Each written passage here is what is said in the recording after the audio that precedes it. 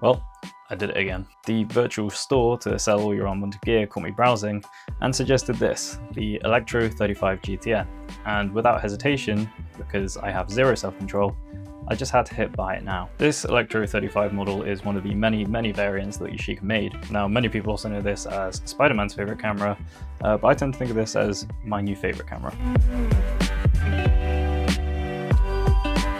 So what is the Yashica Electro 35 GTN? Well, it's a rangefinder style camera which shoots in aperture priority. The GTN was the last version of this camera to be produced back in the late 70s when the world was still in black and white. As I said at the start, there are various models of this camera. There's the GT, the GT Mark II, the GS, the GSN, the GTN, and I think that's all of them. Anyway, for those of you who didn't have any homework tonight, now you do. This is a table of all the models were produced and what each of the different ones have in common or their differences. The main takeaway from this line of camera is that if it has a T in it, then it was the black edition rather than the chrome edition, and if it has an N at the end of it, then it was a hot shoe, and if it doesn't have any letter at the end, then it was the standard cold shoe. So to test out this camera, I'm going to be super original and give my first attempt at some car photography.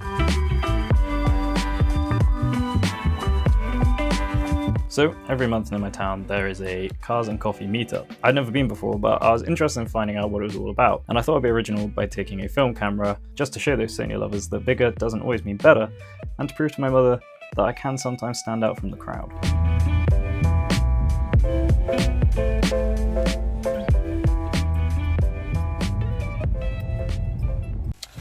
So I think first I'm gonna load up some Kodak ColourPlus. It's only a 24 roll exposure. I thought it was 36, but I cocked up. So I guess we just have to deal with it. These leather cases are nice, but like, they do make it a pain in the ass.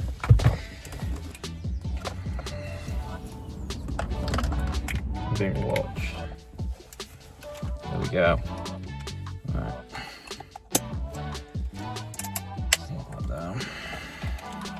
It's also got like a lock switch.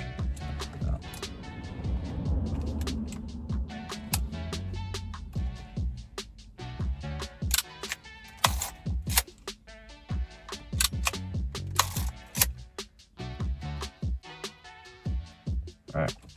I have no idea if I'm on the first frame or not.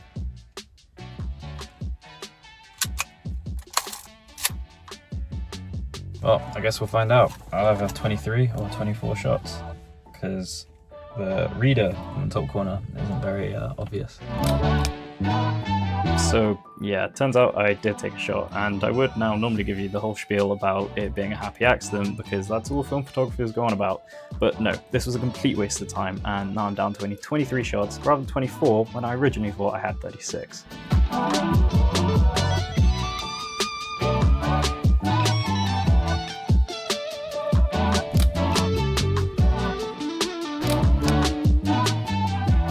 Our first stop was this incredible looking Chevy. I absolutely love American cars, and it's very rare that you see them in this good condition over here. So I had to take my first shot with this camera, and much like an old man at the till being told that he can't use real money anymore, I instantly had a complaint.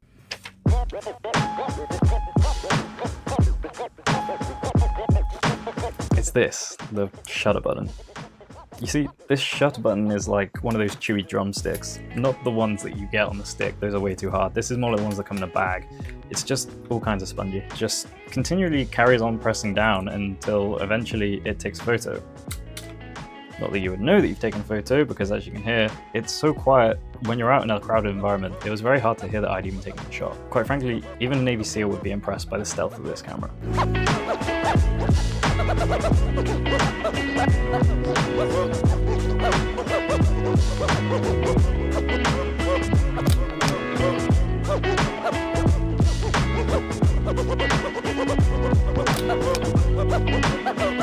Now, don't get me wrong, I can see where this could be handy. In street photography, if you're trying to take a discrete shot, then having a shutter button that's really quiet is obviously going to be an advantage.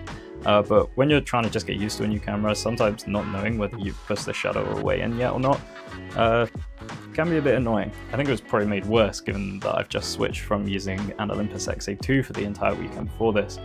And I'd gotten used to such a sensitive shutter button that having to press this such a long way just kind of felt a bit wrong. I mean, it's not a major complaint at all by any means, you know, a shutter button's a shutter button, I don't really know what I'm complaining about, I'm definitely just being a bit nitpicky, but at the end of the day, a lot of photography is all about feel, and the feel of this at first is definitely something you'd get used to. Anyways, back to the photography. After a quick stop and grabbing something that is basically the human equivalent of petrol, we continued up shoot for more classic vehicles.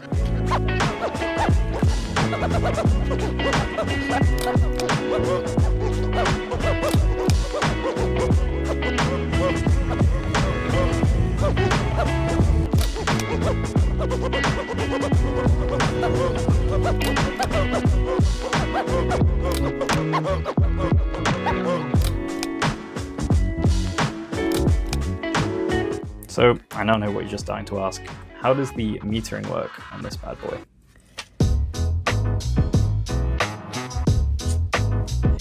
So first of all, this camera has 3 modes. It has a flash mode, a auto mode, or in this case I guess just an A mode given that it is aperture priority, and a bulb mode if you're wanting to take some long exposures. So once you've set it to the, I guess, normal mode, you then need to turn your attention to make sure that you have the correct ISO set. Now if you're a competent photographer, you will have remembered to do this already, but I didn't. I had mine set to 250 for a 200 box speed film. So there's no way of controlling the shutter speed here. It's an aperture priority camera. So the next thing you need to do is adjust your aperture. This opens all the way up to f1.7 for more portrait photography, and it closes down to f16 if you want to get some good landscape shots. Once you have chosen your aperture, then you need to adjust your focus depending on where the subject is. Now this is not a zone focusing camera, you can go away from infinity and turn it all the way down to about 0.8 of a meter.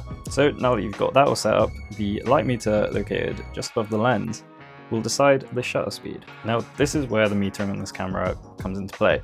There are 2 little dots here, one is amber and one is red. The easiest way to understand this is if you are in the red dot, then, and it will also show up in the viewfinder here. So if you see the red dot here, then it means there's way too much light coming in, you're overexposed, and you need to try and close down that aperture ring. And then confusingly, you would think that if the amber light's on, then you're underexposed. But in this case, it doesn't necessarily mean that your exposure is wrong. It just means that you are going to be shooting at less than a 30th of a second, and you should probably attach this to a tripod, which no doubt you left in the back of your car. But essentially, if you want to put it in really simple terms, in this case, no lighty means likey.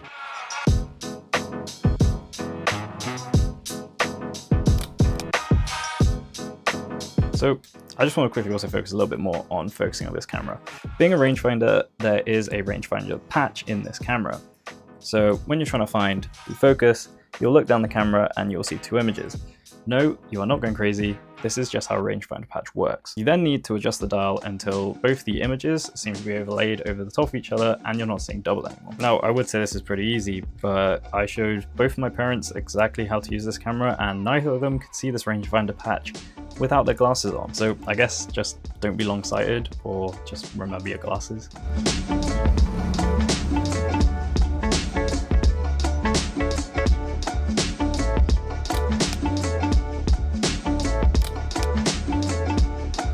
Once we patrolled the streets a little bit more and taken some mediocre photography, we were told by one of the volunteers that a lady who lives locally had a collection of cars that were used on movie sets and she had brought them down for the day.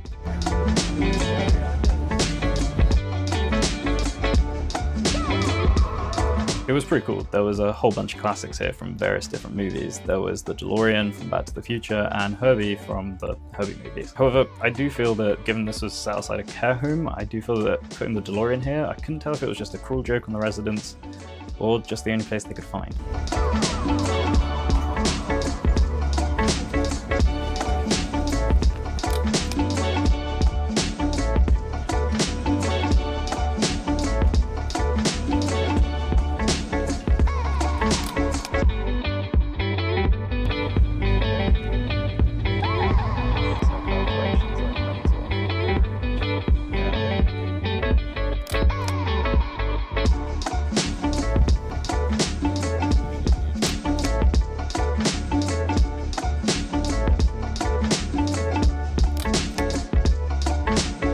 Once we had failed to get tickets to drive Herbie back down to Monte Carlo, we decided that we were going to head to the final location of the day, somewhere there was a few more modern cars knocking about.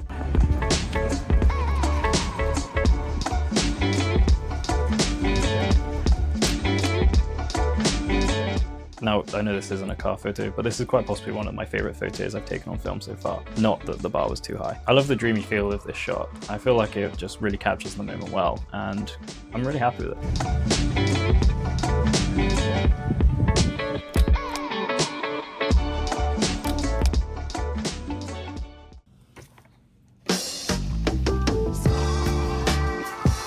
So yeah, I'm pretty happy with how the images are looking coming out of this camera. I managed to pick up this with the strap, the leather case and a protective cover for just under 200 British pounds. So about $250. In my opinion, this was a very good deal, and I could very easily see this becoming my daily carry camera. So all in all, if you want to live out your fantasy as Peter Parker, then I would totally recommend picking up one of these cameras. You can get various different models at various different price points, and for lack of a better phrase, they mostly all do the same thing. There are a few different quirks here or there, but just find the model that you think will work best for your workflow and you won't go wrong. Anyways, if you want to see a bit more of my photography, then please do go follow my Instagram. I post a lot of photos over there, and not all of them end up making it to these YouTube videos, so if you want to see a bit more, then go check it out. Anyways, what do you think of the Yashica Electro 35 GTN? Let me know your thoughts down below, and until next time, don't go firing any webs out of your